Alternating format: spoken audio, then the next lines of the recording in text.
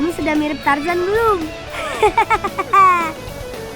Setiap pagi dan sore, sungai ini selalu ramai oleh anak-anak desa.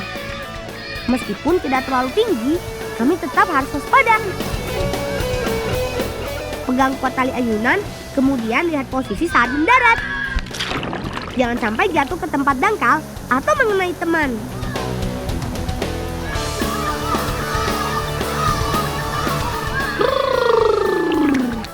Dingin sekali. Oh iya, kami duluan ya. Ada janji dengan Kak Dina.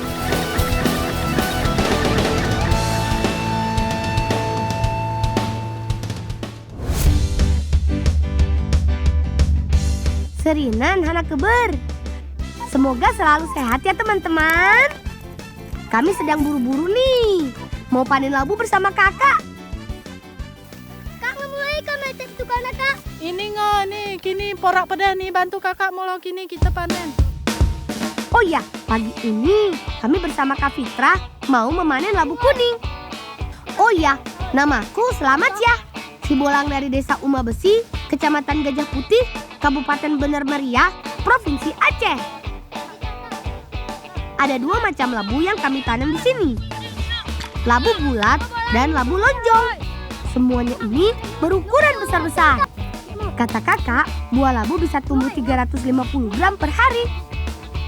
Pantesan berat ya.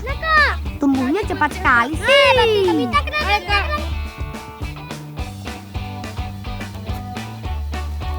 Bolang kininya, ini ngangkip nih kininya, ini. Kira-kira labu ini mau dimasak apa ya? Penasaran? Ngebolang yuk!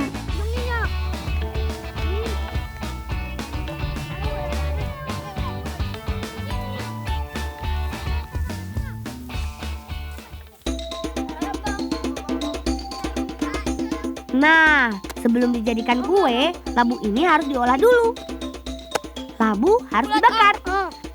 Nah, yang harus kita lakukan menggali lubang sesuai dengan ukuran labu yang kita petik. Sebelum dibakar, bungkus labu kuning dengan daun pisang. Pastikan semua permukaan labu tertutup ya. Supaya tidak mudah sobek, kita gunakan daun pisang yang sudah dijemur atau dipanaskan. Setelah tertutup rapat, tinggal ikat menggunakan tali. Sekarang labunya siap dibakar. Eits, sabar. Permukaan lubangnya harus dilapisi dengan pasir dulu.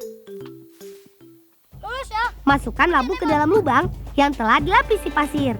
Kemudian timbun lubang menggunakan pasir sampai rata.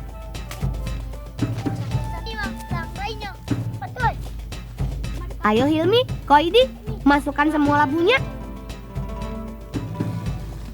Setelah tertutup pasir, susun kayu bakar di atas permukaan pasir. Kata kakak, saat api menyala, pasir yang ada di bawahnya akan ikut panas. Nah, pasir dapat mengantarkan panas lebih cepat, sekaligus menyimpan panas lebih lama daripada tanah. Daun pisang akan menahan uap panas yang meresap ke dalam labu. Dengan begitu, uap panas akan membuat labu matang perlahan. Cara memasak seperti ini sudah dilakukan sejak zaman nenek moyang kami dahulu. Cara ini dipercaya membuat rasa labu lebih enak dan kadar airnya tidak terlalu banyak. Setelah 2 hingga 3 jam, labu akan matang seperti dikukus. Ayo, kita bongkar. Hati-hati panas. Lapisi tangan dengan daun pisang. Wih, sudah empuk daging buahnya. Bawa ke bibi yuk.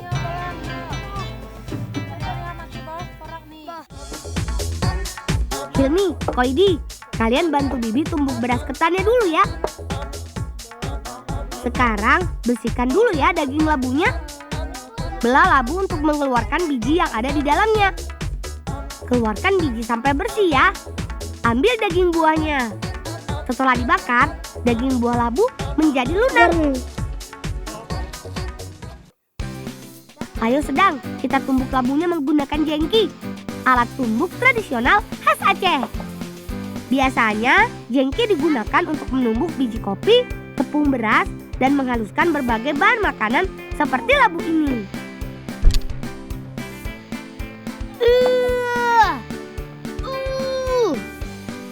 Duh, jengkinya berat sekali. Aku nggak kuat menginjaknya sendiri. Jengki punya 3 bagian penting. Ada balok panjang, poros penyangga, dan alu yang dipasang pada ujung balok kayu. Jengki mempunyai poros penyangga yang berbeda di belakang balok. Tujuannya untuk memberikan beban pada bagian depan, sehingga alu bisa menghujam lebih keras. Dengan begitu, apapun yang kita tumbuk jadi cepat halus deh. Masukkan gula dan garam secukupnya. Nah, tepung ketan dan labunya sudah halus deh.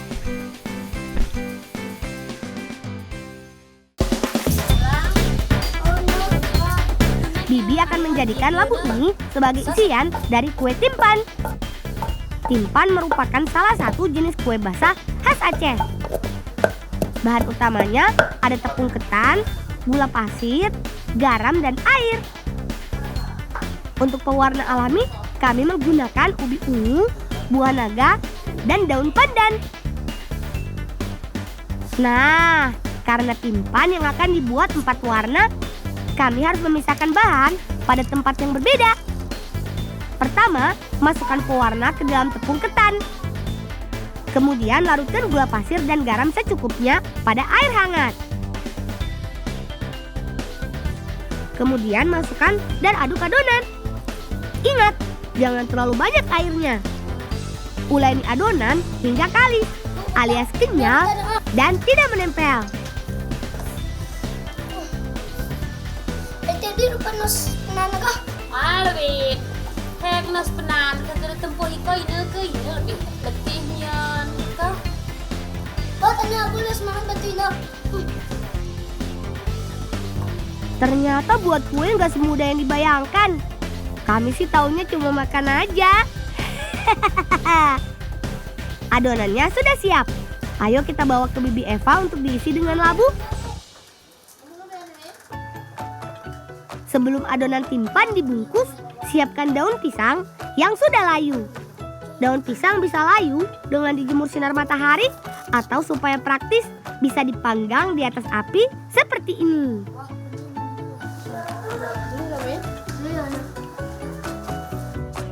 Selanjutnya, olesi permukaan daun pisang menggunakan minyak sayur. Ngabe masih abe. Ngabe ni Queen? Ngabe. Babantu bebek gini nya kono. Babe. Ini kan bebek watan tekik gitu kamu. Adonan tepung ketan sangat lengket. Kalau tidak diolesi minyak sayur, maka timpan akan lengket saat matang. Nah, ini yang membuat spesial. Masukkan isian labunya. Terakhir, gulung-gulung adonannya sampai tertutup rapat. Lipat kedua bagian ujungnya supaya adonan tidak tumpah. Ayo bantu supaya cepat jadi kue timpannya.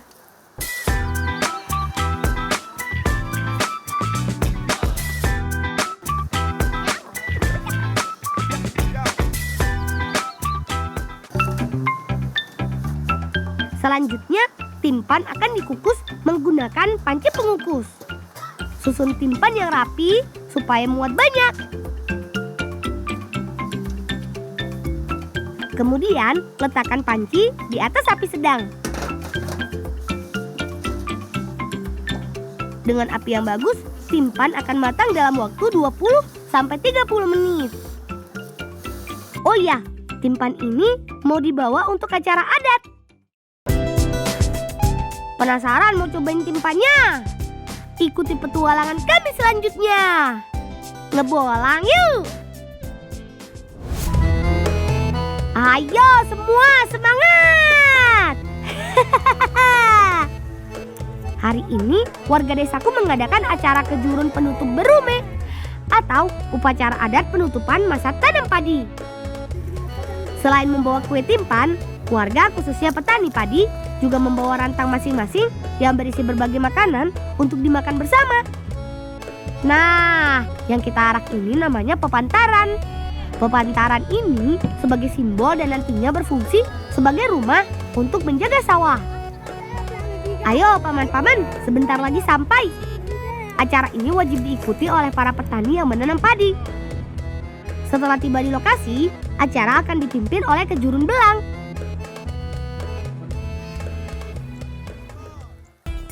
Kejurung belang akan memimpin doa supaya tanaman subur dan terhindar dari hama. Nah, sekarang saatnya acara yang ditunggu-tunggu. Kita makan! Sebagai makanan pembuka, kami akan membagikan kue timpan yang tadi dibuat. Ayo dimakan. Nyam. Nikmat sekali rasanya. Kue timpan ini rasanya legit saat digigit. Apalagi di dalamnya ada labu kuning yang lembut dan manis. Kata Bibi, labu kuning mengandung gizi yang tinggi. Dari vitamin A yang baik untuk kesehatan mata sampai vitamin E yang baik untuk kulit. Selain itu, labu juga mengandung kalori dan karbohidrat sebagai sumber tenaga.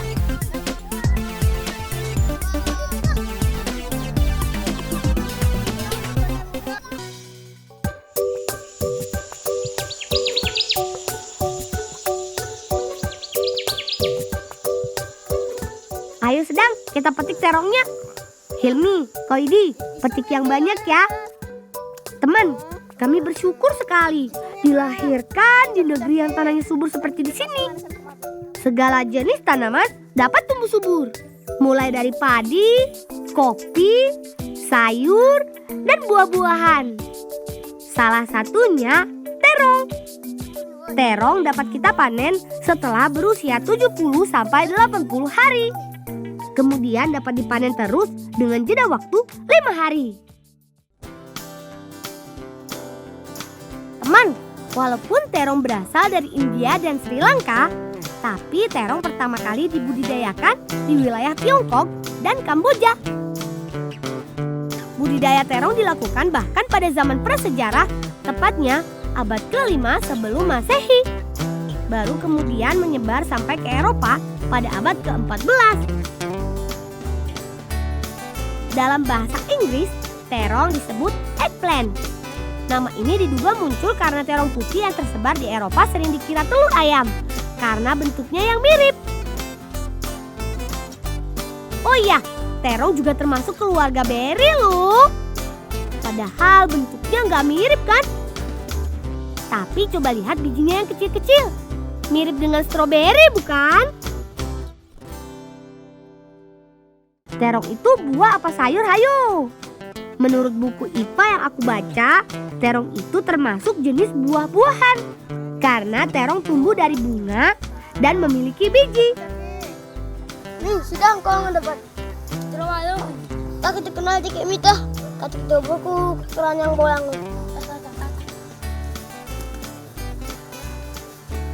Lang, nia kami beri semua. Kau punya kita. Bah.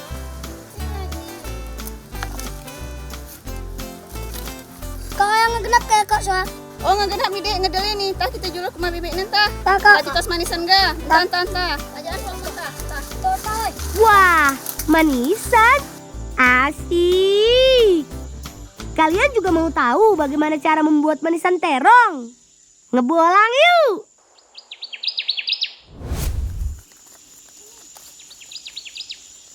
Be, ini terongnya be. Oh, mayurnya kini weh, naya ke mahkamah rimposna. Sore ini kami mau membuat manisan dari terong ungu dan labu siam. Bahannya gampang kok. Siapkan labu siam, terong ungu, bunga rosella, daun pandan, kapur sirih, dan gula pasir. Proses awal dua bahan ini berbeda satu sama lain. Kalau labu siam cukup dikupas kulitnya, kemudian potong-potong menjadi ukuran kecil. Sedangkan terong, potong kedua ujungnya, kemudian tusuk-tusuk menggunakan lidi. Lubang-lubang ini berfungsi untuk mengeluarkan getah yang ada di dalam buah terong. Lalu, rendam keduanya dalam wadah terpisah. tambahkan kapur sirih secukupnya ke dalam rendaman kedua bahan. Kapur sirih akan membantu menghilangkan getah pada labu siam dan terong. Lang, basuh kope wah Jepang ni urung wih lalu. Babe.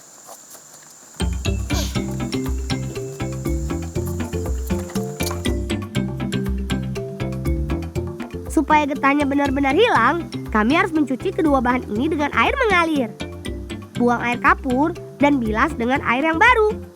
Cuci labu siam dan buah terong, kemudian tuang air dan bilas lagi.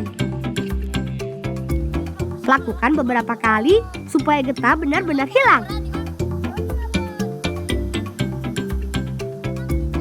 Sip, sudah cukup. Ayo kita kembali.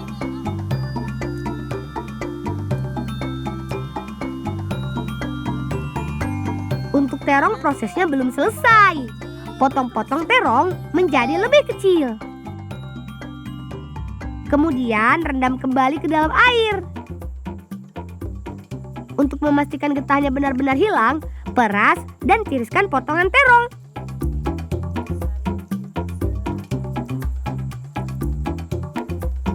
Sekarang saatnya membuat manisan. Kita masak kedua bahan dengan wajan yang berbeda. Untuk manisan terong, kita masukkan air rosella dan gula pasir secukupnya. Kalau labu siam, kita gunakan air pandan. Setelah larut, kita masukkan kedua bahan ke dalam wajan. Air rosella dan air daun pandan berfungsi sebagai penambah warna. Sedangkan gula, selain membuat rasa terong dan labu siam menjadi manis, sekaligus sebagai bahan pengawet alami. Masak manisan sampai benar-benar kering, kurang lebih selama 2 jam. Kedua jenis bahan ini dipilih karena tidak mudah hancur saat dimasak.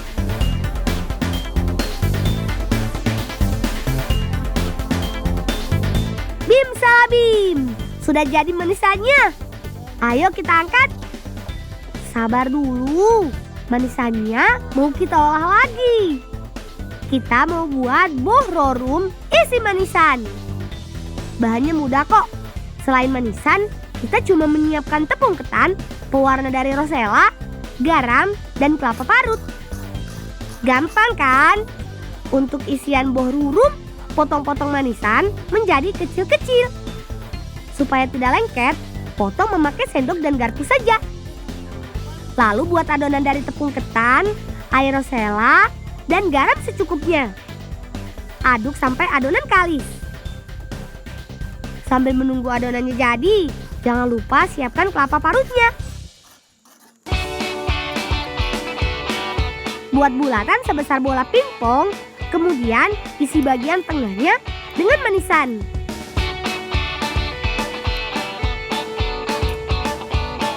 Bulatkan lagi sampai manisan tertutup di tengah adonan bola pingpong. Ayo, buat lebih banyak bola-bolanya. Bohrurumnya sudah banyak, saatnya dimasak.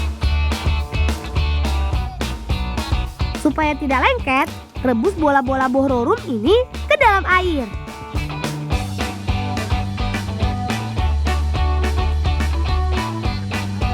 Tidak perlu waktu lama, merebus bohrorum sama seperti merebus bakso. Setelah mengambang, angkat bohrurumnya.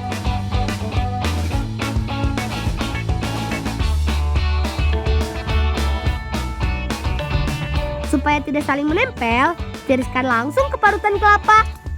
Goyang-goyang, jadi deh bohrorum isi manisannya.